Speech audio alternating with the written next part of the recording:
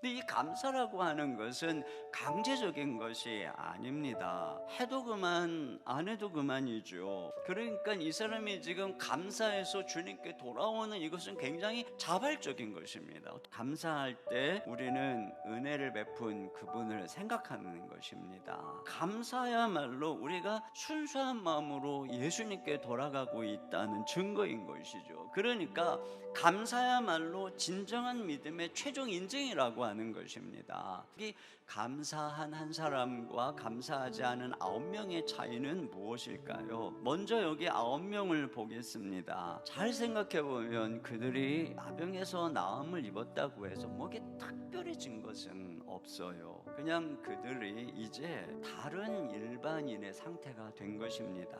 여러분, 그렇게 되면 모든 염려가 다 사라지나요? 건강이 회복되면 염려가 더 이상 없을까요? 실직에서 벗어나 취업을 하게 되면 이제 아무 근심 걱정거리가 없을까요? 결혼을 하면 인생이 천국이 될까요? 아닙니다. 많은 근심과 고통이 있어요. 물론 이 나병 환자가 건강해서 회복되었기 때문에 삶의 소중함을 되새겼을 것입니다. 그러나 그 마음이 얼마나 갔을까요? 오히려 그가 오랫동안 없었던 그 부재, 공백이 느껴지지 않았을까요? 아내는 과연 기다리고 있었을까? 자녀들은 과연 잘 지내고 있었을까? 경제적인 상황과 압박은 어떠했을까? 병만 나으면, 집으로만 돌아가면 행복할 거라고 생각했어요. 그래서 주님이 도구였어요. 주님이 이것만 이루어 주시면 건강이 목적이었어요. 그런데 거기에 참 행복이 있지 않는 것입니다. 자, 그런데 이 감사한 한 사람은 어떤가요? 그가 예수님께 돌아와서 감사함으로 육체의 나병만 치유된 것이 아니라 영혼의 나병도 치유된 것입니다. 죄의 증상만 치유된 것이 아니라 그 죄의 뿌리인 영혼의 나병, 죄 문제를 주님이 해결해 주신 것입니다. 그를 하나님의 자녀가 되게 해 주신 것이죠. 바로 인생의 진정한 만족이신 근원이신 하나님을 찾은 것입니다. 이것이 바로 이 감사의 축복이에요. 어떤 분이 이런 얘기를 했어요.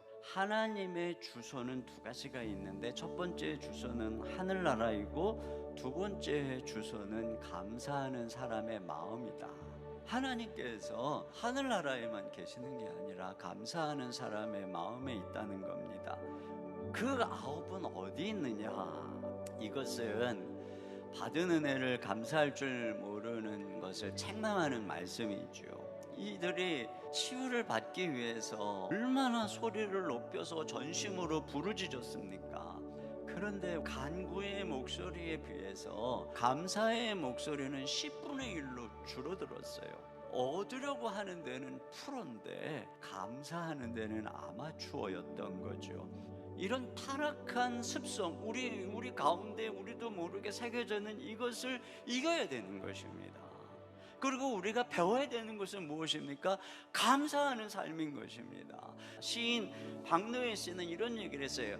나뿐인 사람은 나쁜 사람이다.